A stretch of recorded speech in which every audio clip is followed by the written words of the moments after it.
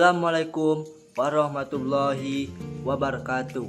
Perkenalkan, nama saya Imnadil Saputra dengan bernomor NIM 25086205. Baiklah, kali ini saya menjelaskan tentang konsep dasar pendidikan jasmani dan olahraga serta permasalahannya. Pendidikan jasmani adalah pendidikan dari tentang dan melalui aktivitas jasmani. Menurut Joseph Fielding Williams dalam Freeman 2001, pendidikan jasmani adalah sejumlah aktivitas jasmani manusiawi yang terpilih dilaksanakan untuk mendapatkan hasil yang diinginkan. Pengertian ini didukung oleh adanya pemahaman bahwa manakala jasmani yang menekankan pendidikan fisikal melalui pemahaman sisi keilmiahan fitrah manusiawi, ketika sisi keutuhan individu adalah suatu fakta yang tidak dapat dipungkiri. Pendidikan jasmani diartikan sebagai pendidikan melalui fisikal.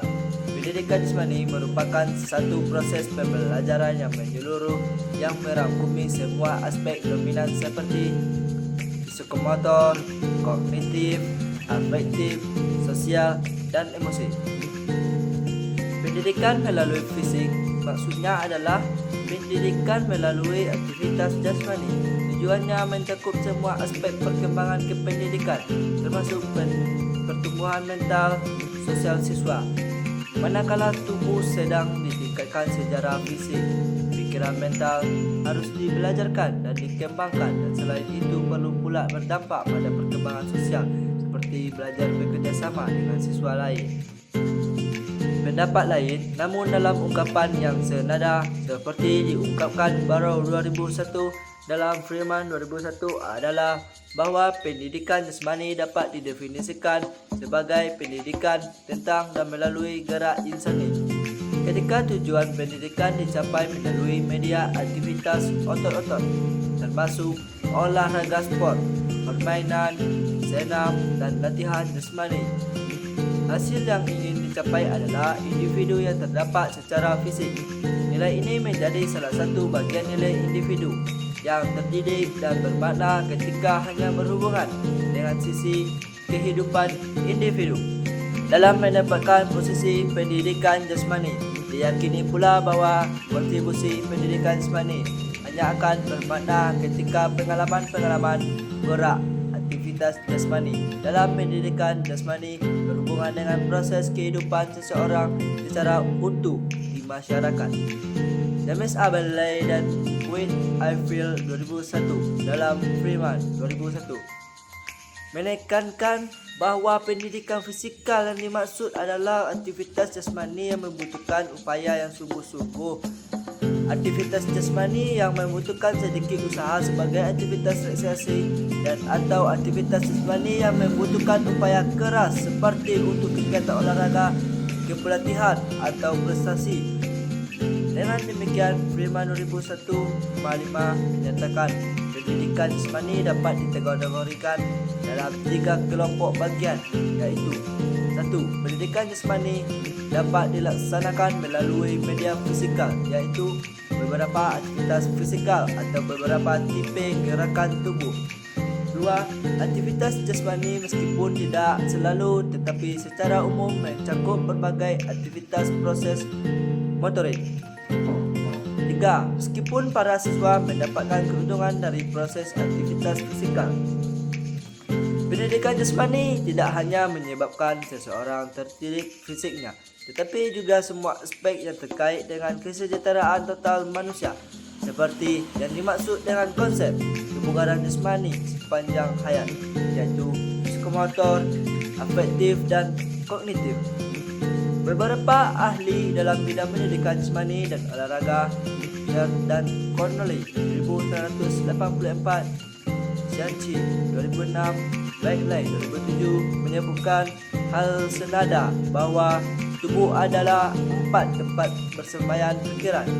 Ada unsur kesatuan pemahaman antara tubuh dengan pikiran. 1. Kesatuan unsur tubuh dan pikiran. Sebagai contoh, sering didapatkan pada rohaniawan yang mengutamakan pada kesempurnaan pikiran daripada kesejahteraan fisiknya. Sebaiknya ada juga filosofi yang menyebutkan bahwa tubuh dan pikiran bersatu, yang kemudian dikenal sebagai aliran pemahaman oleh suatu kesatuan antara tubuh dan pikiran. Pendapat yang bijak dapat dimunculkan ketika mencoba memposisikan diri pada pemikiran netral, bijak dalam mempromosikan masing-masing pendapat. Pikiran mengandalkan tubuh, tapi tubuh pun dapat memberikan informasi dan mempengaruhi pikiran. Perbedaan akan dapat diterima ketika apa yang terjadi sesuai dengan landasan teorinya, tetapi teori dapat diterima ketika segalan dengan apa yang terjadi. 2.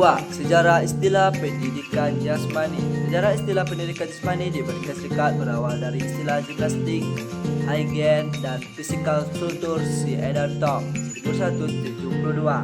Inilah bukti ketidakkonsistenan arah dan tujuan pendidikan jasmani di tanah air. Istilah gimnastik yang pernah ada di Amerika terjadi sekitar tahun 1800-an yang merusak pada aktivitas jasmani atau latihan yang dilakukan di gimnasium karena terjadi penciutan makna berubah menjadi lebih spesifik seperti Olympic gymnastik atau corrective gymnastik. Hygiene suatu istilah populer lainnya pada tahun 1800-an yang mengacu pada pengetahuan untuk mengantarkan orang yang menjadi sehat. Istilah ini muncul kembali pada tahun 1900-an meski menjadi istilah health education. Istilah lain yang pernah muncul di Amerika Serikat adalah physical structure. Sekitar tahun 1800-an, istilah ini sangat pada program latihan kondisi fisik. Tentu istilah ini tidak akan sesuai jika diselenggarakan dalam program pendidikan jasmani di sekolah. 3. Hubungan pendidikan jasmani, play atau bermain dan sport. Dalam merumuskan pengertian pendidikan jasmani harus dipertimbangkan dalam hubungan dengan bermain dan berolahraga. Sport jika diartikan sebagai olahraga, ingat, olahraga bisa bermakna ganda. Olahraga dalam bahasa Indonesia yang berarti membina raga. Sport dalam sistem maya mereka adalah bentuk aktivitas bermain yang diorganisir dan bersifat kompetitif. Pendidikan jasmani memiliki ciri bermain dan olahraga, tapi secara eksklusif bukanlah suatu kombinasi yang secara di antara istilah bermain dan olahraga. Bermain, olahraga, dan pendidikan jasmani mengandung unsur gerak insani. Makna pendidikan jasmani juga dapat diterang dari pendidikan keragaman atau spektrum aktivitas hanyalah olahraga.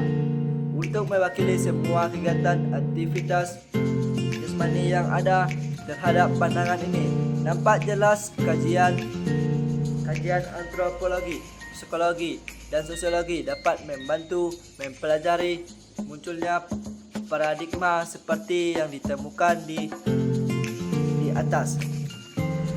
4. Pendidikan jasmani, bidang kajian yang sangat luas. Pendidikan jasmani sangat memungkinkan untuk sepadan dengan istilah gerak insani karena menggunakan aktivitas jasmani sebagai alat untuk mendapatkan perkembangan yang menyeluruh dalam hal kualitas fisik, mental, dan emosional seseorang.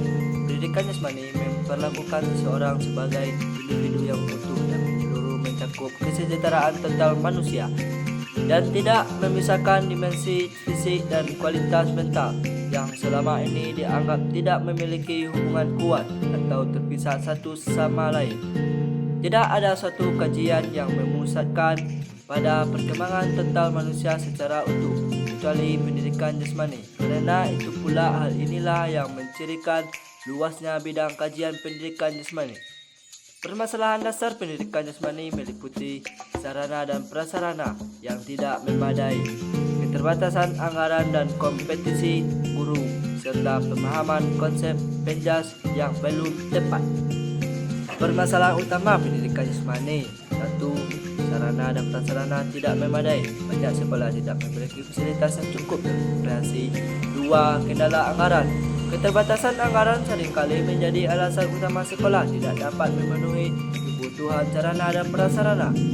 3. Kompetensi dan kepelatihan guru.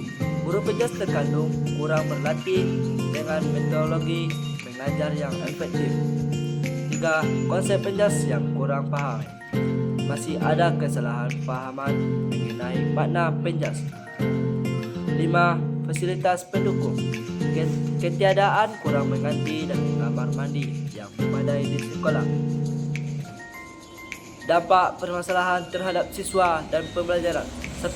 Motivasi dan perilaku siswa. 2. Keterbatasan perkembangan. 3. Citra dan profesionalisme guru. Solusi untuk mengatasi permasalahan. 1. Sosialisasi konsep penjas. 2. Peningkatan sarana dan prasarana. 3.